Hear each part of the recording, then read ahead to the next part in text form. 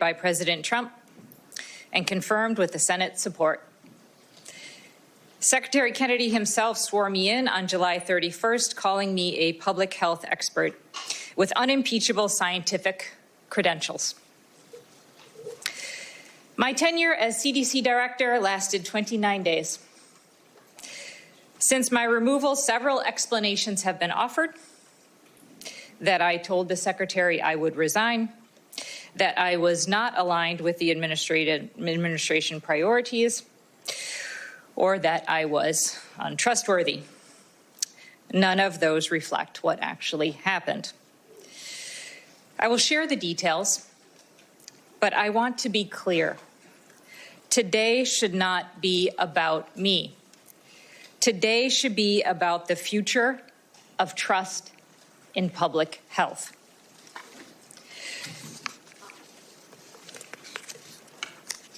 The events leading to my dismissal began weeks before August 25th. On August 2nd, I learned from media reports that experts serving as liaison representatives to the Advisory Committee on Immunization Practices, the ACIP, including those from major medical societies, had been removed from its working groups.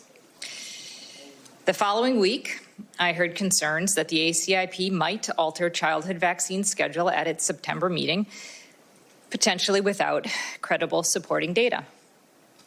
On August 8th, a gunman, driven by vaccine distrust, fired 180 rounds into CDC headquarters in Atlanta, killing Officer David Rose. In the days after the attack, I focused on security, staff, and ensuring the CDC could continue its mission. On August 19th, I received a directive from the Secretary's office that I now required prior approval from my political staff for CDC policy and personnel decisions. On August 21st, I was told to return to Washington from Atlanta immediately, which would have meant missing Officer Rose's memorial, something I was not willing to do. When I did return, I was concerned about my ability to continue to lead the CDC while preserving evidence-based decision-making, commitments I had made to this committee during my confirmation hearing. On the morning of August 25th, Secretary Kennedy demanded two things of me that were inconsistent with my oath of office and the ethics required of a public official. He directed me to commit in advance to approving every ACIP recommendation, regardless of the scientific evidence. He also directed me to dismiss career officials responsible for vaccine policy without cause. He said if I was unwilling to do both, I should resign. I responded that I could not pre-approve recommendations without reviewing the evidence, and I had no basis to fire scientific experts.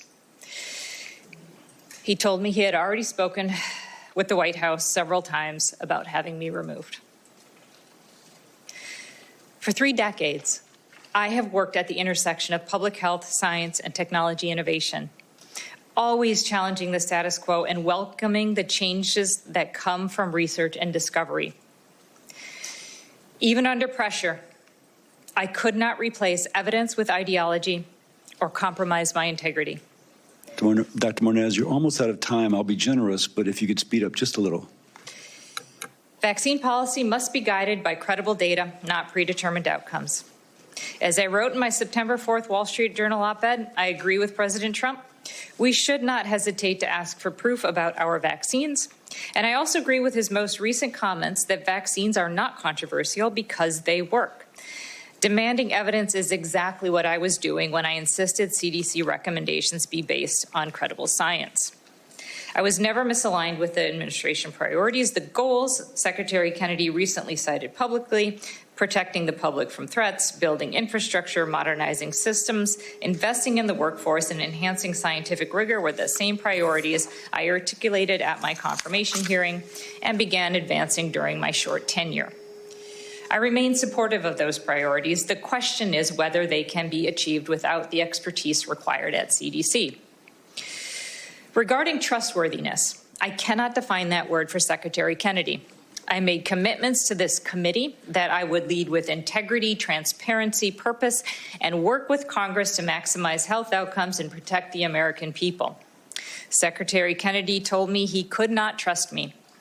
I had refused to commit to approving vaccine recommendations without evidence, fire career officials without cause, or resign, and I had shared my concerns with this committee. I told the Secretary that if he believed he could not trust me, he could fire me. The next day, I was told I still had my job, but the Secretary's expectations remained: approval of ACIP recommendations and dismissal of career scientists. I would not commit to that, and I believe it is the true reason I was fired. Tomorrow, the reconstituted ACIP will meet. Its composition has already raised concerns from the medical community. Based on what I observed during my tenure, there is a real risk that recommendations could be made restricting access to vaccines for children and others in need without rigorous scientific review. With no permanent CDC director in place, those recommendations could be adopted. The stakes are not theoretical. We already have seen the largest measles outbreak in more than 30 years, which claimed the lives of 2 children. If vaccine protections are weakened, preventable diseases will return. I was fired for holding the line on scientific integrity, but that line does not disappear with me.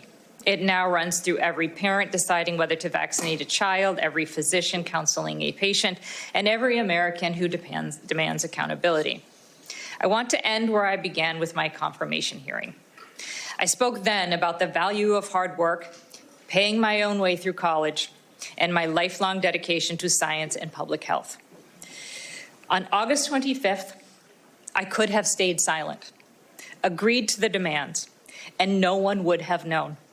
What the public would have seen were scientists dismissed without cause and vaccine protections quietly eroded, all under the authority of a Senate-confirmed director with unimpeachable credentials.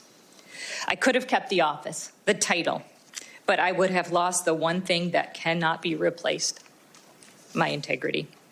Some may question my motives or mischaracterize my words. That is part of public life, but I am not here as a politician. I'm here as a scientist, a public servant, and a parent committed to protecting the health of future generations. The question before us is whether we will keep faith with our children and grandchildren, ensuring they remain safe from the diseases we fought so hard to defeat: polio, measles, diphtheria, whooping cough, and many others. Undoing that progress would not only be reckless, it would betray every family that trusts us to protect their health. Thank you, and I look forward to your questions. Thank you. Dr. Howery. Chairman Cassidy, Ranking Member Sanders, and distinguished members of the committee, thank you for the opportunity to testify before you today.